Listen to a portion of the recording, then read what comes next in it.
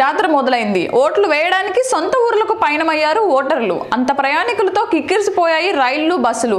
ఇక వారం రోజుల పాటు రిజర్వేషన్స్ ఫుల్ అయిపోయాయి. ఇంకా సొంత వాహనంలో ఏపీకి బయలుదేరిపోయారు జనం. హైదరాబాద్, విజయవాడ రహదారులపై రద్దీని కనిపిస్తోంది. అన్ని దారులు ఊర్ల వైపే ఓటేద్దాం చలో అంటూ హైదరాబాద్ నుంచి ఓటర్లు సొంత ఊర్లకు క్యూ కట్టారు. జనం తాకిడితో బస్టాండ్లు, రైల్వే స్టేషన్లు కిక్కిరిసిపోతుంటే టోల్ గేట్ల దగ్గర కిలోమీటర్ల మేర వాహనాలు నిలిచిపోతున్న పరిస్థితి. మరోవైపు సందట్లో సడేమియాల ప్రైవేట్ ట్రావెల్స్ నిర్వాహకులు ఎడపెడ ఛార్జెస్ పెంచేసి ప్రయాణికులకు చుక్కలు చూపిస్తున్నారు. ఓటేద్దామని ఉత్సాహంగా ఊళ్లకు పయనమవుతున్న ప్రజలు పడరాని పాటలు పడుతున్నారు. ఛార్జీల మోతతో సతమతమవుతున్నారు. హైదరాబాద్లో ఆంధ్రాకు చెందిన దాదాపు 30 లక్షల మంది నివసిస్తుంటారని అంచనా. వీరికి తోడు ఉద్యోగాలు, వ్యాపారాల కోసం ప్రతినిత్యం హైదరాబాద్కు వేలాది మంది వస్తుంటారు. ఆంధ్రాలో ప్రస్తుతం ఎన్నికలు జరుగుతూ ఉండడంతో ఇక్కడి వాళ్ళంతా సొంతూరు బాట పడుతున్నారు.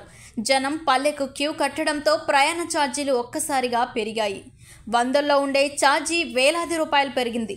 ఛార్జీలను చూసిన జనం బెంబెల్లెత్తుతున్నారు. ఓటేయాలన్న ఉత్సాహం ముందే నీరుగారుతోంది.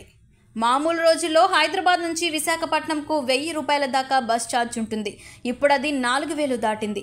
అవసరాన్ని ఆసరాగా చేసుకుంటున్న ప్రైవేట్ ట్రావెల్స్ దాదాపు 4 రెట్లు అధికంగా ఛార్జీ వసూలు చేస్తున్నాయి. విశాఖతో పోల్చుకుంటే హైదరాబాద్ నుంచి విజయవాడ దూరం చాలా తక్కువ.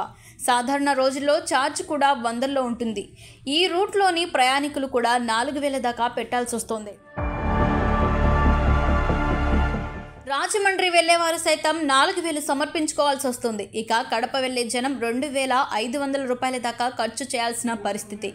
వేలల్లో ఖర్చు చేయాల్సి రావడంతో సామాన్యులకు భారంగా మారింది.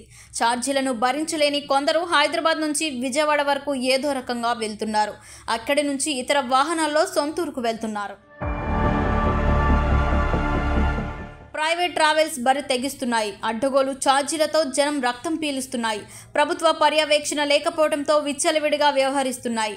మొన్నటిదాకా వందల్లో ఉన్న ఛార్జీలను ఉన్నపలంగా పెంచేశాయి.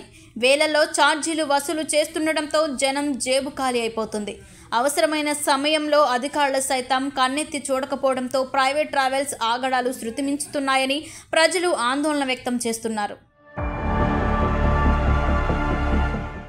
ఆర్టీసీ వ్యవహారం మరోలా ఉంది. డిమాండ్కు తగ్గట్టు ఆర్టీసీ బస్సుల్ని నడపడం లేదన్న విమర్శలు వస్తున్నాయి. అవసరానికి సరిపడా ఆర్టీసీ బస్సులు లేకపోవడంతో తప్పనిసరి పరిస్థితుల్లో ప్రైవేట్ ట్రావెల్స్లో ప్రయాణించాల్సి వస్తుందని జనం ఆవేదన వ్యక్తం చేస్తున్నారు. రైళ్లు, ఆర్టీసీ బస్సుల సంఖ్యను మరింత పెంచితే ఛార్జీల భారం తప్పుతుందంటున్నారు.